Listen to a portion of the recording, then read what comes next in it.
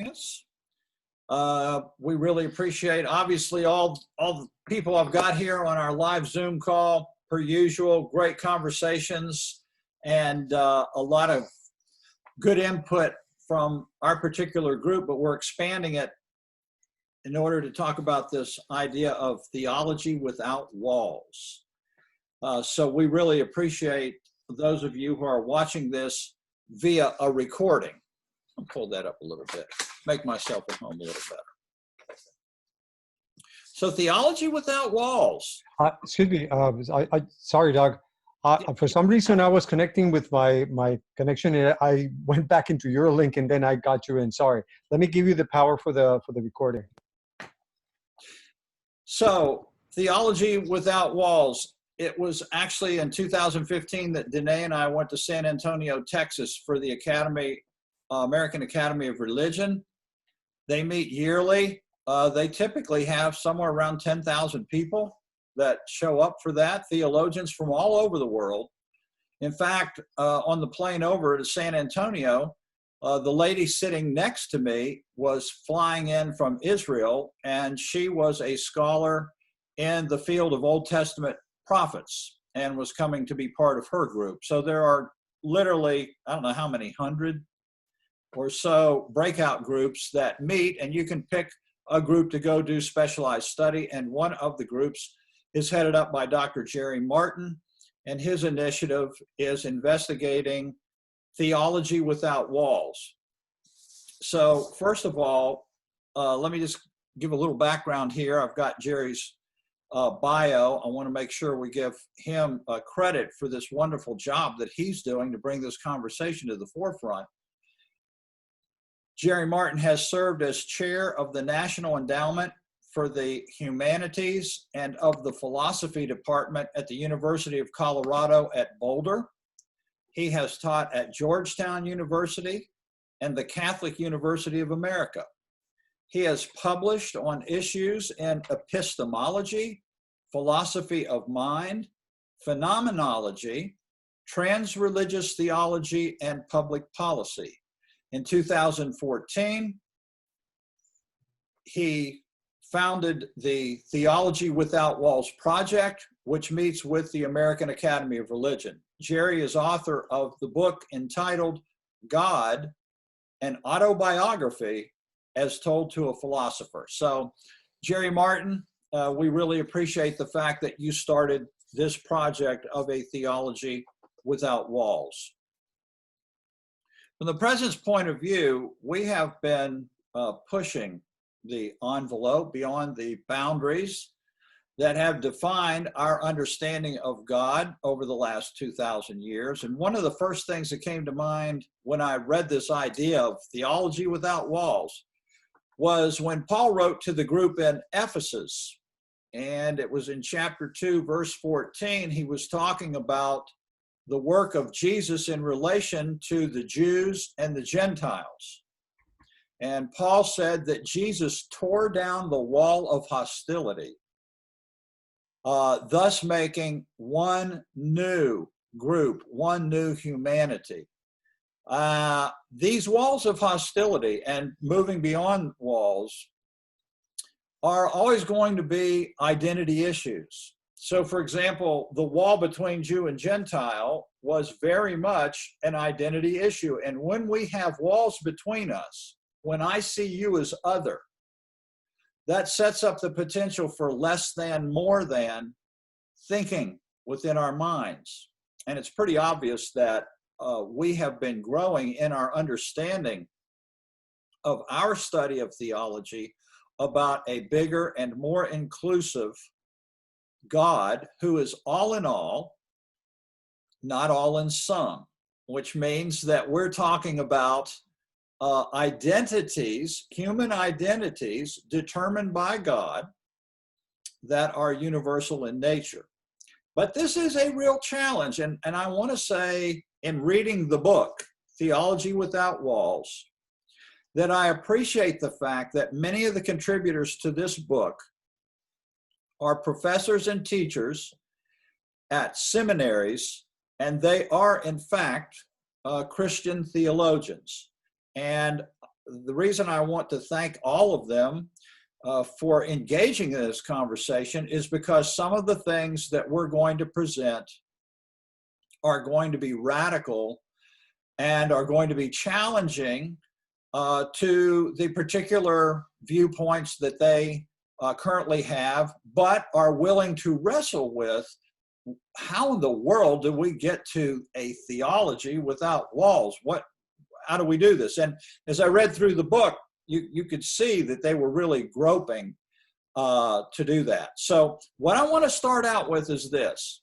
I want to read some direct quotes, first from Jerry Martin, about what he's saying they're trying to do and what Theology Without Walls is.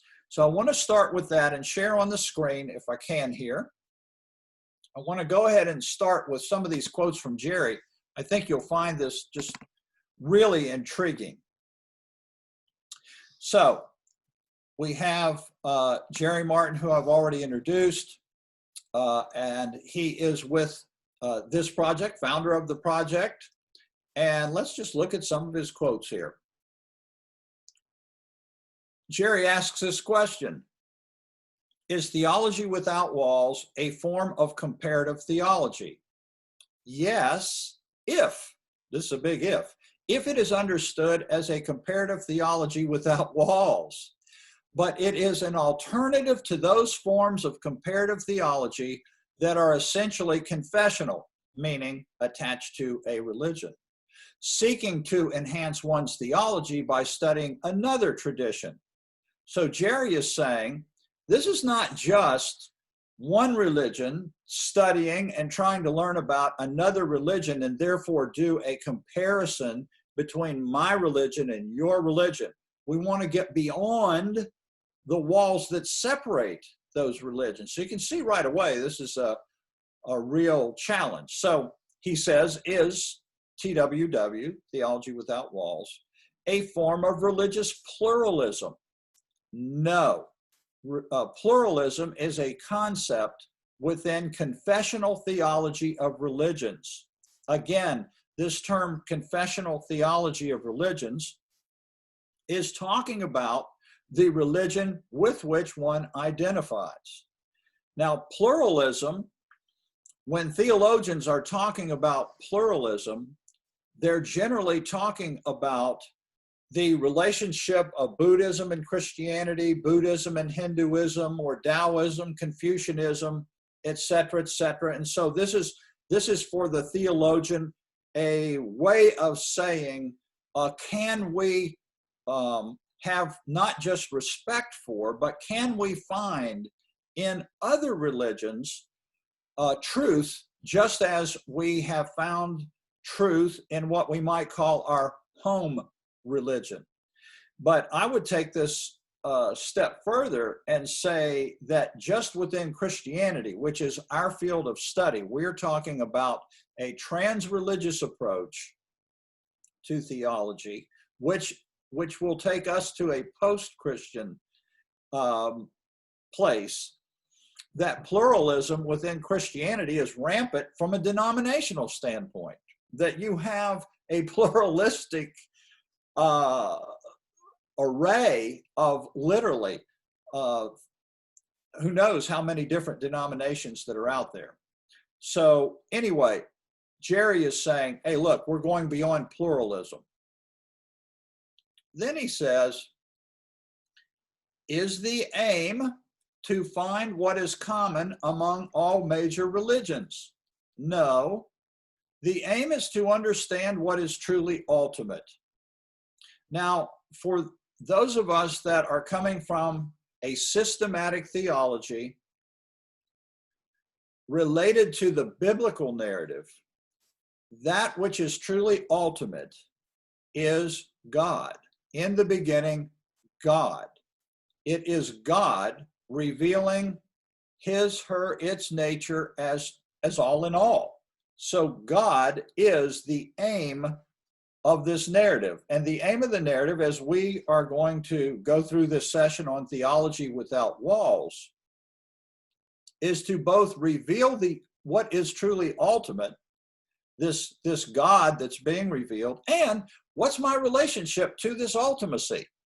And then further, as we go down the line in future weeks, I'm going to address ultimacy as it relates to other narratives from other people in other parts of the world, and have some fun with that conversation.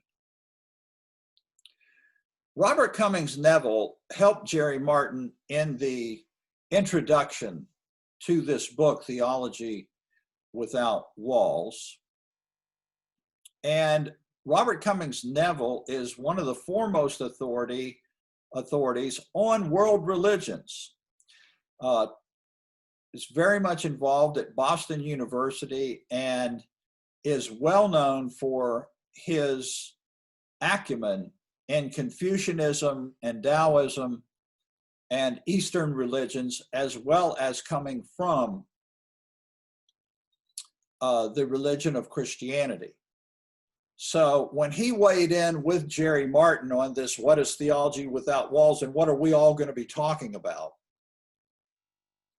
He said, theology without walls will not be recognized as legitimate theology by people who think theology is always based within some faith community. It will also not be recognized by philosophers who do not like theology because they think it is always apologetic for some faith community. So here we see the walls that are existing between religions. And I would go back into what we've inherited through 2,000 years of Christianity, and that is that the walls of denominationalism have been just as high, if you will. And that the reason why theology without walls won't be recognized is because whatever religion a person comes from, one of the first responses is, why in the world do I need to know anything about somebody else's religion? Why in the world do I care what a Buddhist or a Hindu or someone in the Tao thinks? And the same again can be true is, if I'm a Southern Baptist, why do I care what a Jehovah's Witness says? And I could take that times 1,000 denominations. Likewise, philosophers don't like it because they're thinking somebody is always using their narrative to defend and prove that their particular faith community is the representation in and of themselves of ultimacy. So these are the problems they're trying to get through, and this is not an unusual thing. So in the book Theology Without Walls, real interesting here, Jerry Martin talks about Christopher Denny, who is a professor, a Catholic professor at a university, teaching kids there at the university. And Christopher Denny had a student. Denny relays this story in the book. He had a student named Derek, who Christopher Denny said he wasn't the best student in the class. As a matter of fact, you'd often find him in the back of the room with his feet up on a chair, not really commenting a lot, until one day Christopher Denny was challenging the class, and he said, really, shouldn't or should religion be something that's kind of like a buffet, kind of like a smorgasbord where you could take some of this and take some of that and take some of this?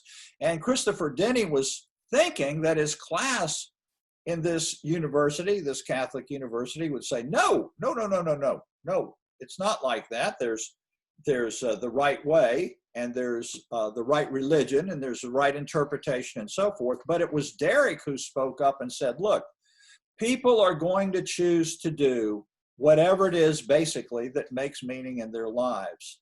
And that means that you might draw from any and all religions. And to Christopher Denny's surprise, the class jumped all over it, did the opposite of what he thought was going to happen. And the whole point was that when you're talking about religions, a human agent is making the choice The great religious traditions are in large part the result of choices. I'm going to talk about this with regard to the biblical narrative, because when you are talking about attaching to a religion, that is something that is absolutely a choice a person makes.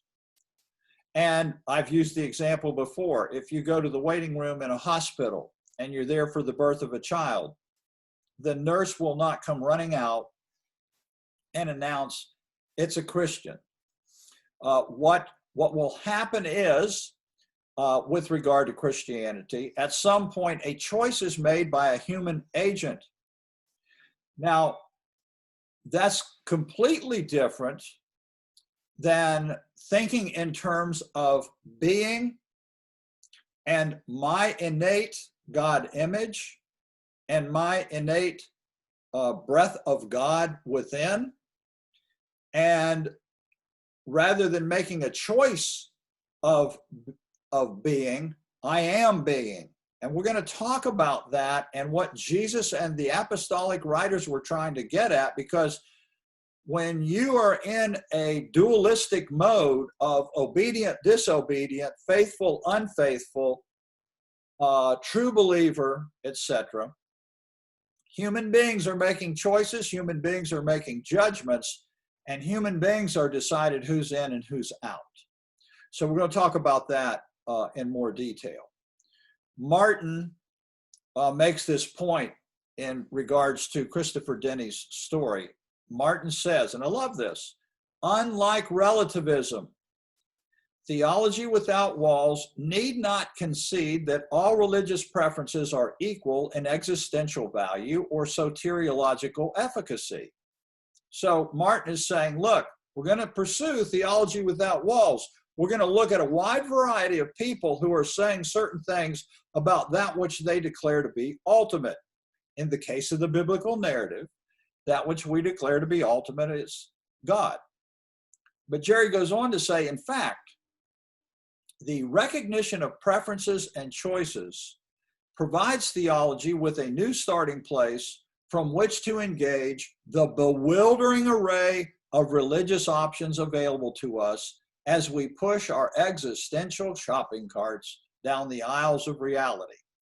So, in this sense, we will be looking at our models from integral theory here in a minute, and I'll be talking about this idea of relativism in relation to us all pursuing a theology without walls. If the aim of theology is to understand ultimate or divine reality as fully as possible, and if evidence about and insight into that reality is not limited to a single tradition, then what is needed is a theology without walls, without confessional boundaries, meaning without an attachment to a denomination, a religion, without blinders, as it were. Hey, that's a pretty heavy-duty task that these theologians are taking on, because, again, in this book, Theology Without Walls, we have Dr. Paul Knitter talking about, if not for Buddha, I could not be a Christian. We have Dr. Jeff Long talking about Hinduism and ultimacy. And we have, again, as I said before, a number of Christian theologians who are meeting. Now, this is conversation that's happening now, and they're meeting every year, and they're talking about how can we get past the boundaries of our religion, because all religions are forms. They must be a form in order to distinguish themselves from others who are also forms. And what is a form? A form requires boundaries. A form requires, in essence, walls in order to define that which is within the form versus that which is outside of the form. And so when you're talking, Jerry Martin says, about ultimacy or divine reality, and if that ultimacy is all in all, then it it surely can't be limited to a single tradition. And part of what I want to do with you all is set the foundation today and go through theology next week, especially our Theology Without Walls. But in the process of this, I want to have a session where I hear from each of you that are live with me on this Zoom call. And if you're watching this as a recording, we hope you can join us at some point down the road too, if you'd like to be in the discussion. I would also like to reach out to some of these theologians and see if I can bring them into this Zoom call so we can begin to get people's insights into this, because I really do believe that our approach to theology, a study of God, is an approach that moves dramatically from the approaches used the last 2,000 years. Theology Without Walls proposes that the subject matter should be ultimate or divine reality, the logos of theos, not one's own tradition. So the question is, can we separate God from one's religion? And of course, that's where we get into the concept of a trans-religious narrative, a trans-religious story. And I will be talking in one of these sessions, either next week or week after, about the biblical narrative as a narrative that has an outcome beyond religion. That I believe firmly that narrative, the biblical narrative, starting with the genesis of human consciousness all the way to what the narrative calls the end, is taking us on a journey that is not restricted. God is not restricted. God doesn't have boundaries. And I want to talk about that in more detail, obviously. Jerry says, we're talking about the ultimate that guides the meaning of our lives and our purpose in the world, the ultimate that defines true north for us. And isn't that what every religion is trying to do? And the reason why I want to talk about Buddhism and Hinduism and Taoism, and then hopefully bring some speakers in who are experts in those narratives, is so that we can have what I think are far more fruitful discussions with other religions when we first get a better handle on the biblical narrative and move it out of the walls that have prevented fruitful discussion in the past. That's my opinion. Although Theology Without Walls can be seen as having grown out of comparative theology, its goal is not comparison. It does not share the common assumption that one must be rooted in one's own tradition. So Jerry, again, really pushing hard. Thank you, Jerry Martin, for pushing hard on this. He doesn't want to just have an interfaith dialogue, basically. And I love what he says here. This is a great quote. To treat the world as containing a number of block phenomena called religions is useful for textbooks, but we know it is not quite accurate. It treats religions as more unified, more coherent, unchanging, sharply divined, and impermeable than they really are. And I agree with Jerry. They're within, look, again, going within Christianity. Is Christianity unified? Heavens, no. If Paul were to ask the question today, is Christ divided? I think everyone would say, oh man, big time. But there's a problem with that when it comes to ultimacy, or what the biblical narrative calls God. Paul's question was rhetorical when he asked the question, is Christ divided? Because he knew that was impossible. That when you understand and interpret correctly those things that had been written and taught, you will see that you cannot divide Christ, because Christ was a servant of the reconciliatory work of God. So that's why Paul said to the Corinthians that God was in Christ reconciling the world, universal, to himself or herself itself. God was in Christ doing a world global all in all, reconciliatory work. And that's why it's impossible. But as Jerry said, this block phenomenon takes us to our paradigm that we'll be talking about a lot. Block phenomenon, forms. And what will be shared with many other religions that's really not talked about or hasn't been talked about within the biblical narrative is the problem with attachment to form. Attachment to form is one of the main separators and problems, and I want to tease that out. I want to go through it with my infamous Venn diagrams, and I want to show how humanity moves from the realm of form into the realm of that which is formless.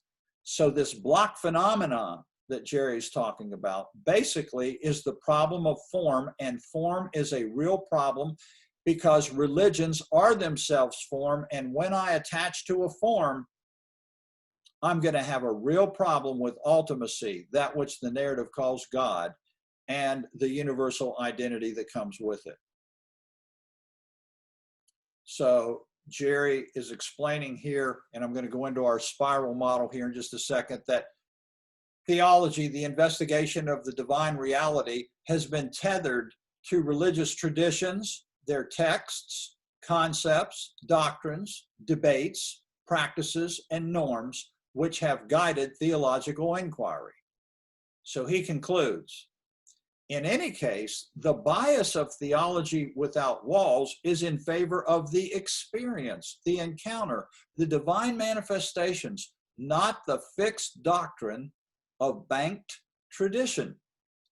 Now, I understand why Dr. Martin is leaning toward one's experience as the way to get beyond the walls. I've talked to people, and so have you all, and you all yourselves have had experiences in your life.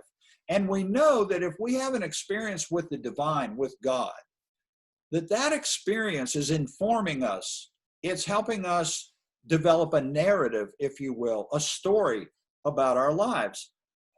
And so if we see that in the biblical narrative, the story is one that is putting up fixed doctrines, and that's the outcome of the story, then the only place you could go to get beyond the walls would be to go through people's different experiences and encounters and divine manifestations. I'm not saying that people don't have experiences. Again, I've talked to charismatic pastors who have come through presence, and we've had a lot of discussions. They've had amazing experiences. I don't deny anybody's experience. What I want to know is, what is the meaning to you of that experience? And when all is said and done about experiences, you will come up with a story, a narrative. So there are many narratives. Some narratives are based on your meaning making of your experiences. So the question then is, what does that inform us about the ultimate, that which the biblical narrative calls God? And is the biblical narrative all about an outcome of a religion that is defined by boundaries, and therefore to adjudicate those boundaries, it must have fixed doctrines, and therefore we would have a bias toward experience, because that seems like walls that we could not get over and walls that we would have a real problem in dealing with. And I'm about to wrap up some of Jerry's comments here. We need to encourage young people especially, but of course not only them, to trust, or at least probe, their most meaningful experiences, to note them, describe their contours, examine their effects, trace out their implications, to see what happens if they act on them. One of the things that theology and theologians and seminaries are recognizing is that the statistics tell us church attendance is dropping. Young people are not finding meaning within the walls of the church building. Young people are not finding meaning within the walls of theology as it has been known. And we're going to talk about why that is the case, because that really is true. I wanted to take a real quick look here at the spiral to, first of all, talk about the last three worldviews that we've been experiencing and how spiral dynamics informs us about a theology without walls and what the nature of those walls have been with regard to Christianity. Because again, we're going to come out of the biblical narrative with a systematic theology that is spiritual but not religious. We're going to come out with a hermeneutical approach that is based on social sciences of worldviews. What are worldviews? Worldviews are simply the way that cultures and societies make meaning of their life conditions. And once they make meaning, then there's certain values that they attach to their society and to their culture. And that's why each level of human history has within it a collective called value memes, V-memes, value memes. If I take this into the world of theology, those familiar with Paul Tillich know that one of his most famous statement is that which pertains to matters of ultimate concern. What are the matters of ultimate concern to me? And when we go see people going through these worldviews, each worldview will have their matters of ultimate concern. And we will act on our matters of ultimate concern. We'll interpret life based on what we see as our ultimate concerns. In the traditional level in which, and I'll start there because that's pertinent to our theology without walls and going beyond Christianity. When we look at the traditional level, that's where Jesus and the apostles appeared, right in the Roman Empire. And the traditional level brought institution, and it brought with it law, and therefore the introduction for those who came from Israel of the law of Moses. And Jesus and the apostles left the scene, leaving the believers 2,000 years ago with their teachings, but they were looking at those teachings as blue memes, blue value memes. So is it a surprise that you have a Roman Empire that has a Caesar, generals, lieutenants, centurions, and guess what? The interpretation of Jesus and the apostolic writers is, oh, we have then, I guess, a pope and cardinals and bishops and priests. And suddenly we see two male hierarchies, and we see the values are very much centered around law-based obedience to the religion and obedience to the empire. And in the traditional age, you are taught to respect, if not fear, authority, and that whatever you did, you do not question authority. So you do not question the Caesar, nor do you question the Pope or the priest. You are a loyal subject of the empire of Rome, and you are a loyal subject of this new religion that has come called Christianity. And so Christianity is a interpretation, a hermeneutic, if you will, based on the worldview of the people 2,000 years ago after Jesus and the apostolic writers left the scene. That is what they interpreted. That's how they saw it. I might say that each level is like looking through a lens. So in this case, they look through a blue lens.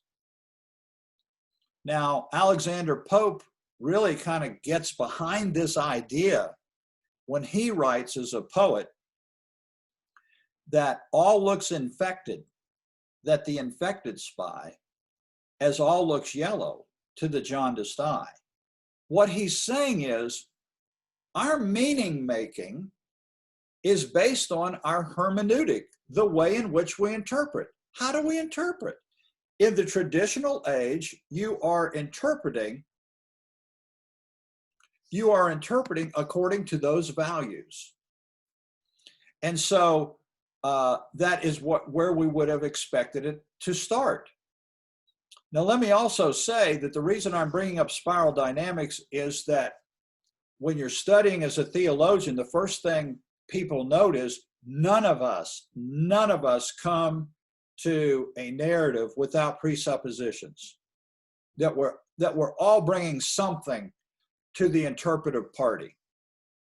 And what I'm saying is that the integral models for integral consciousness, discussions of non-duality and oneness, are the models that we're using, and the presupposition that we come with is that the worldviews have been evolving toward a God who is truly all in all, and therefore the worldviews are coming to a place that for us are very much in sync with the narrative itself.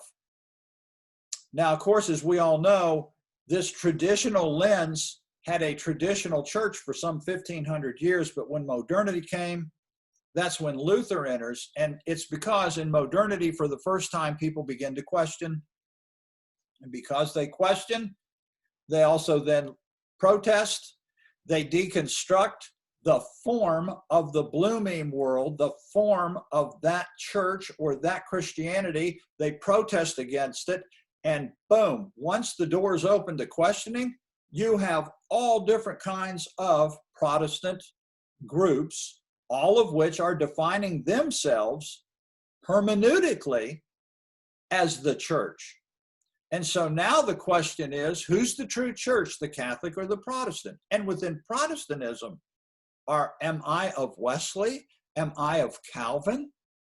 You know, and so those are the ways in which modernity opens up the breakdown of form and the deconstruction of the one form into many forms that are now competing with each other with an outcome called the religion of Christianity. In postmodernity, our most recent worldview, we have moved from the traditional view of one true church, one true form, to postmodernity and what Jerry referenced in one of his quotes of relativism, where the outcome is everybody gets a form. You get a form, you get a form, you get a form. And what that means is that in postmodernity, we are trying to respect everybody's denomination. And further than that, we are trying to respect other people's religion. And this is where the bumper sticker shows up, coexist in postmodernity. And it's so that we can have interfaith dialogue and interreligious dialogue and comparative theology. And this is the very thing that we've hit the ceiling. It's the very thing that Jerry Martin is challenging theologians to go beyond. Jerry Martin, you see, is saying, okay, this has been our 2,000-year history here. It's with regard to Christianity, of course. And we've come up to postmodernity, but can we not get beyond the walls of the relativized plethora of forms that we now have? Isn't there something more than coexist? Isn't there something more than interfaith dialogue? Isn't there some way we could have an ultimacy define us that goes beyond all of those walls? So one of the things I want to say that will be one of our radical propositions for those that are watching Theology Without Walls here with us is that the biggest wall that's standing today is the wall of Christology. And I'm going to talk about Christology over the next few sessions. Why do I say Christology is the biggest wall that's preventing a theology without walls? Well, first of all, Christianity is the world's largest religion. So you got to give them props. That would make their wall the biggest wall. If in fact, the biblical narrative from which we come has a hermeneutic that ends up with a religion. But remember, the history of Christology has not been, as Jerry Martin noted, it hasn't been the same history all the way through. We have had Christology that's been blue, we've had Christology that's been orange, and we have Christology that is green. So the question is Christ consciousness or the mind of Christ blue, orange, or green? What is the mind of Christ? See, all of a sudden we have walls here between us. It's why we have denominations, because to denominate means to separate. And we know that separation is not what we're seeking. We're seeking non-duality and oneness, just the opposite of that. So what if we move into an integral second-tier consciousness? It is here that I'm going to spend my time showing our hermeneutic is an integral hermeneutic. When you go through the narrative and the same data as the traditional modern and postmodernists have, use the same narrative, but use a different hermeneutic, because that's what they did. They said the traditional hermeneutic doesn't work. I'm going to a modern hermeneutic. They said the modern hermeneutic doesn't work. I'm going to a postmodern hermeneutic. We're saying postmodern hermeneutic doesn't work either. We agree with Jerry. So we're going to an integral hermeneutic. What is that? And then what happens with Christology?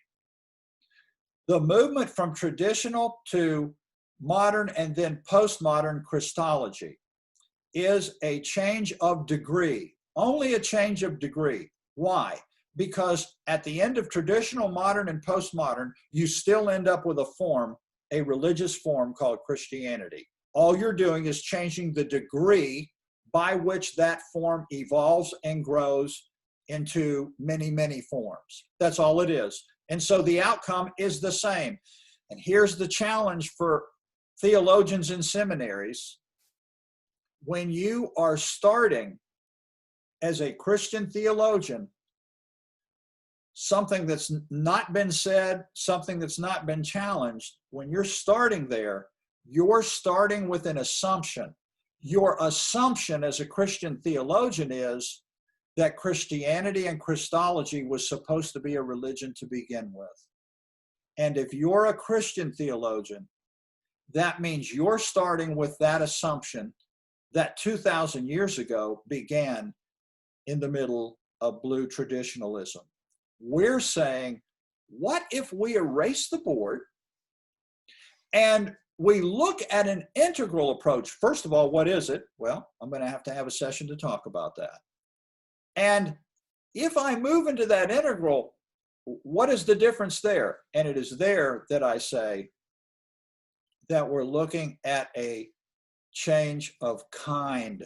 You read articles on the difference between a change of degree versus a change of kind. This is it. This is Theology Without Walls. We have been working in differences of degree. Oh, it's this kind of a church. It's this kind of a church. It's this kind of a church. It's this denomination. It's that denomination. And what we're saying is, what if there's something beyond a Christology that's denominated and ends up as a form-driven religion? So as I look at, and where am I on my time so far? How long have I been going? 42 minutes? Great. Because I've got one more person I want to introduce to you as we set the stage. And I want to talk, as I wrap it up for today, about theology and the spiritual but not religious. This is a group that has been studied in depth by Dr. Linda Mercadante. Danae and I were trying to get up to see Linda in April, but this little thing called the coronavirus kind of got in the way, shut down all travel. Linda was kind enough to offer to meet with us on a Sunday evening, and we weren't able to do it. but I'm hopeful that we'll not only be able to talk to her, possibly get her on some of these Zoom calls. She's author of a book called Belief Without Borders, Inside the Minds of the Spiritual But Not Religious. And she's done a lot of research on SBNR. And I just want to run a couple quotes by you here that Linda has. In a globally challenged, polarized, violence-ridden, climate-endangered world, the tasks we face are so critical, so massive, and so vital to world survival that some common spiritual and social principles are needed. I don't think any of us would disagree with that in order to foster cooperation. It follows that even the SBNRs, the spiritual but not religious, as well as secularists, should understand they benefit from religion. Well, the problem is people are spiritual but not religious because they left religion. They don't want any part of religion. So the question is, how can we bridge or continue to look at conversations that involve spiritual but not religious? Linda says, I found SBNRs, as diverse as they are, to have an impressive agreement on the specific concepts in which they don't believe. Well, this is not unusual. When you move from religion to not religion, you're deconstructing. So we should expect that the early phases of spiritual but not religious are more about what I don't believe.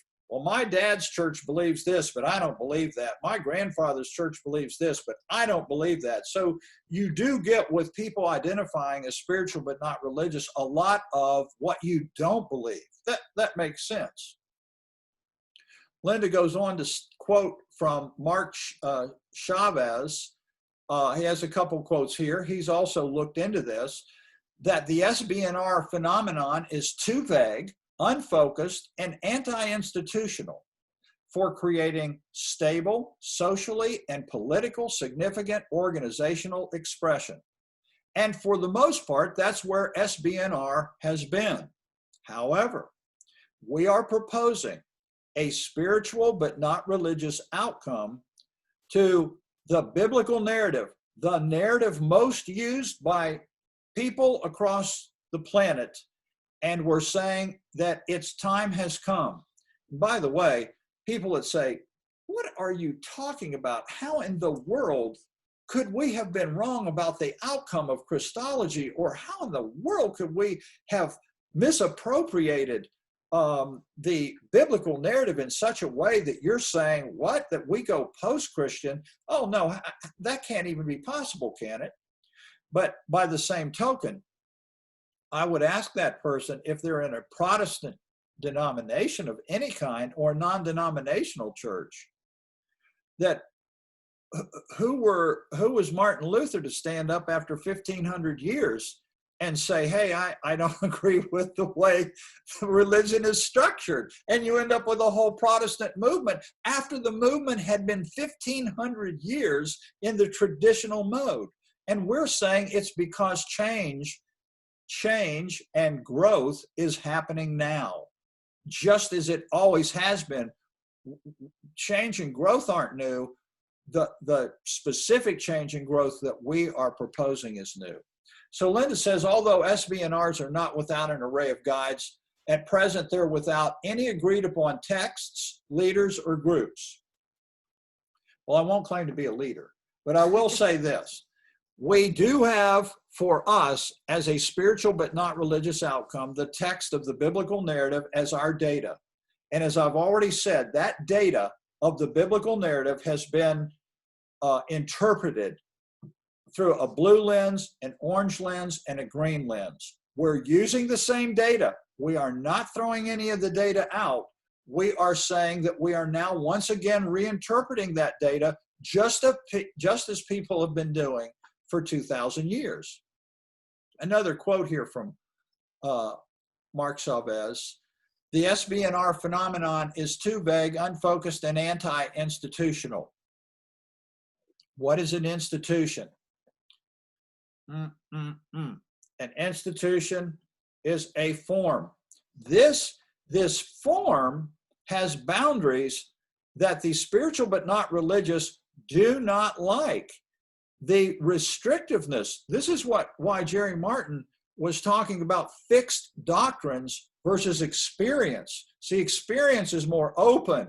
I can have an experience of God and everything is one, and I don't have some board or synod or hierarchy telling me that, no, that's not the way God is. And so the phenomenon today is very vague, very unfocused, spiritual but not religious. I meet people who say they're that, and they're all over the board.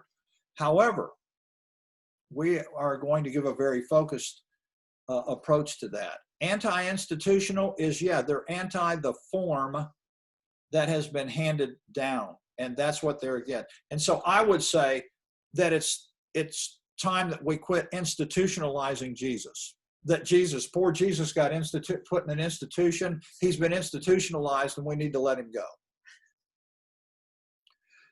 Linda says it's beyond the scope of this chapter. This is the chapter she can put into the book to determine whether a systematic theology for SBNRs is feasible, much less to develop one. Well, that's why I'm doing this. We have a systematic theology that, as an outcome of spirituality of God, but not a religion. It is beyond religion. And all the way back to good old King Solomon, going through Stephen in Acts chapter 7 and the writer of Hebrews, you find this theme.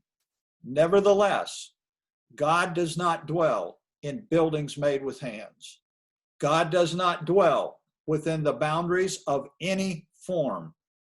God does not dwell within a specific religion. Well, wait a minute. What are you saying? That you can believe anything, that any religion? No, we're not relativizing.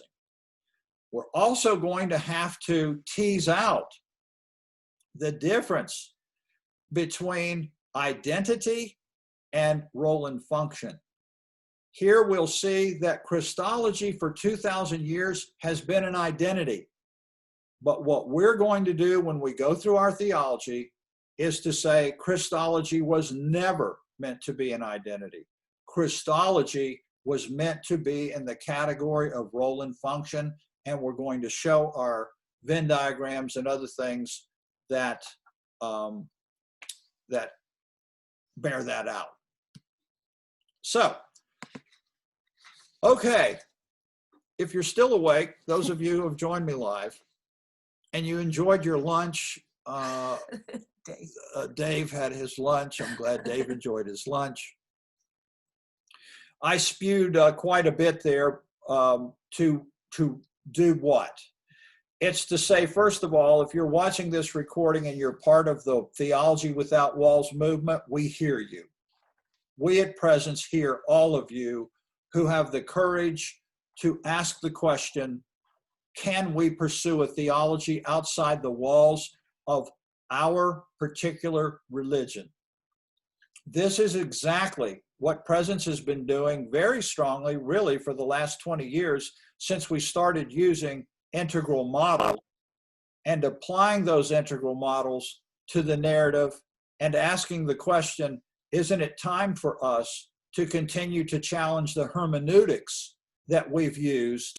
And isn't it time for us to see if God isn't a lot bigger than we have been thinking? If God is not also in all, meaning that if we use a hermeneutic that takes us from form to transform the formless, which I'll get into next time, that we might find that we have other conversations with Buddhists and Hindus and Taoists that almost make it sound like God is in all people. Like it could even sound like, oh my goodness, the Spirit of God is in people in Asia and in the East, just like the Spirit of God is in the West. And do so without in any way, shape, or form having an effect on my faith in the God who is revealed and the way that God is revealed in the biblical narrative. That's the challenge of the conversation we want. For those of you that used to be in a fundamentalist church, just remember you changed your mind and you found the walls of that fundamentalist church too restrictive. That is what we're going to ask again. Can we look at the way we have interpreted Christology as being too restrictive and putting up too many walls between us and other people? And if so, how can we be true to that narrative on the one hand from which we come, and on the other hand, open up the door for a conversation beyond the walls of Christology as a religion? So that's where I'm going to go. I appreciate everybody who has joined us for this particular recording, and I'll look forward to picking it up and going from there next time.